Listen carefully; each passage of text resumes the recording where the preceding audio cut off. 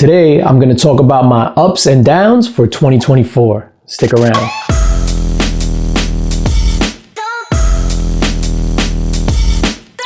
DJ LINX is in the building. What's going on, everybody? It's your boy DJ LINX, back in the building, back in effect, and back with another video. And today I'm going to share my ups and my downs for 2024. For the most part, 2024 was a fantastic year for your boy as far as collecting and as far as the hobby is concerned. And we're also going to talk about the downs for the year. So let's kick it off with the downs.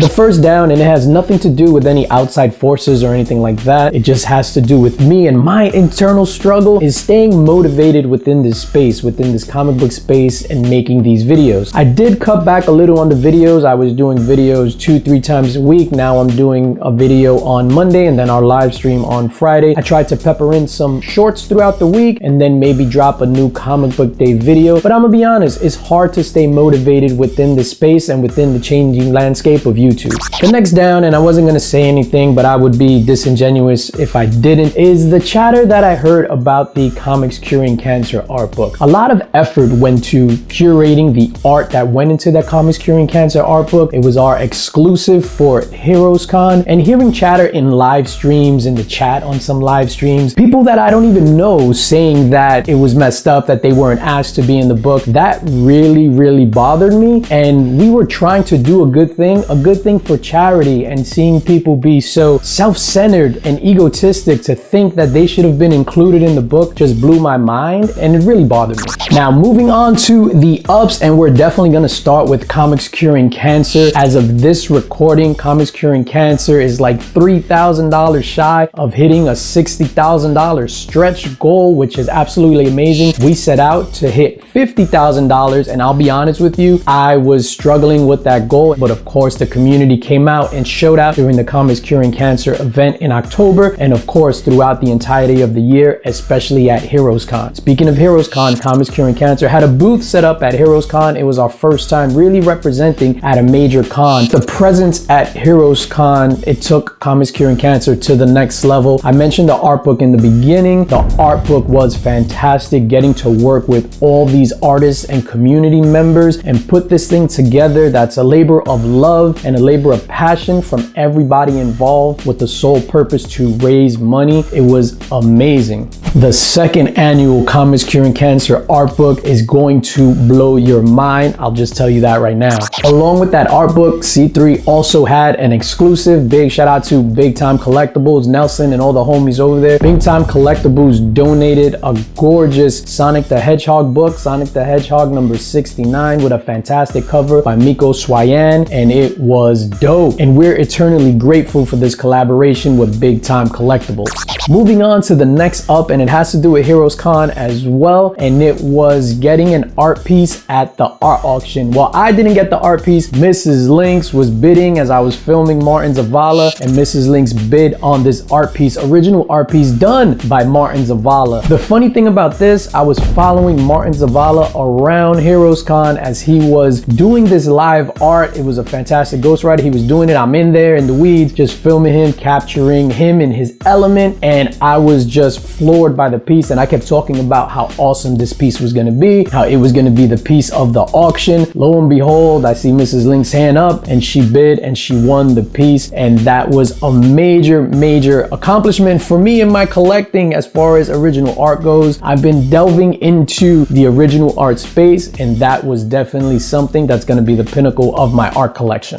The next up is my collecting journey. I set out and I put out an aggressive comic book wish list at the beginning of 2024. It was insane. I thought I wouldn't even get 3 or 4 books off that list. Lo and behold, I picked up 9 books off my 2024 comic book wish list, and it's insane. Here are the books that I picked up. I picked up a Fantastic Four 12 at King Con from my guy Mighty Comics and Collectibles. I picked up A Journey into Mystery 62, A Journey into Mystery 112, Thor number 126, Silver Surfer number 1, which I got at Heroes Con, Silver Surfer number 4, which I also got at Heroes Con, Brave and the Bold number 28, first appearance of the Justice League, Journey into Mystery number 83, the first appearance of Thor, which I recently got for Christmas, and then the pinnacle of my 2024 collecting, an Amazing Fantasy 15 that I picked up at Heroes Con. Some of these books I thought I would never own, and it's insane that I have these now in the PC. I don't even know what I'm gonna try to pick up for 2025.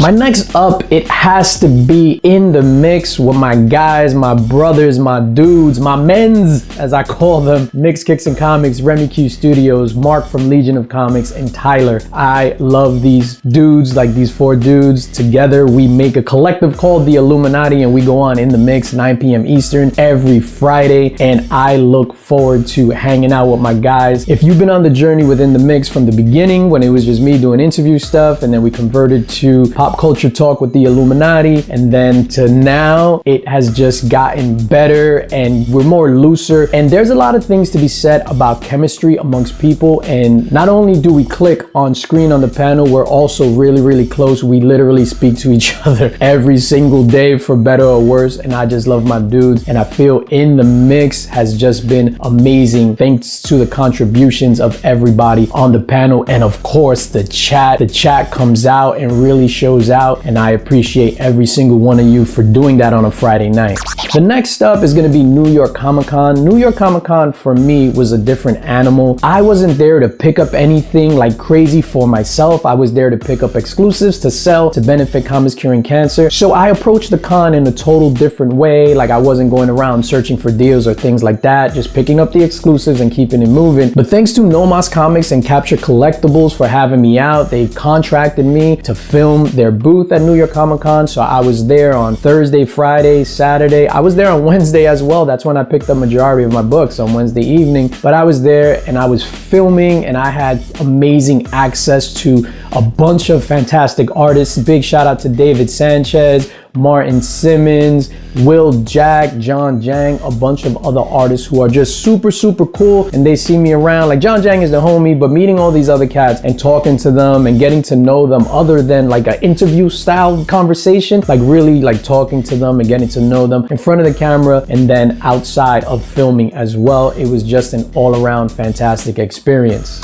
My last 2 ups kind of coincide together, and one of them for me was a major accomplishment, and that was co-hosting the Minty Fresh morning show with Gem Mint. Gem Mint, as we all know, is probably our gateway drug into the comic book community. I was watching Gem Mint for a while before I even decided to record video content, and it was a big deal for me to get the invite to co-host the Minty Fresh morning show. Legit, that was a big deal for me. Speaking of the Minty Fresh morning show, Comic Tom co-hosted the next week, I believe, and he heaped some high praise upon your boy, and that just made my day. He's taking up a lot of space because he's like making content on the con floor specifically for like artists and dealers and content creators. He's just there and filming.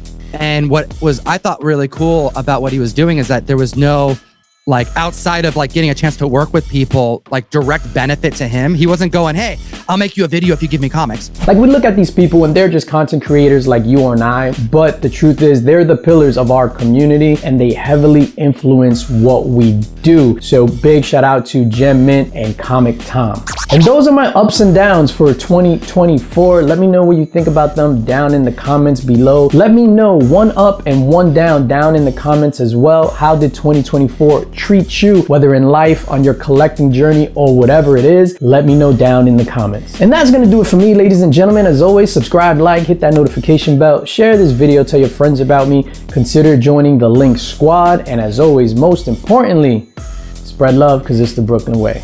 Happy New Year. Peace.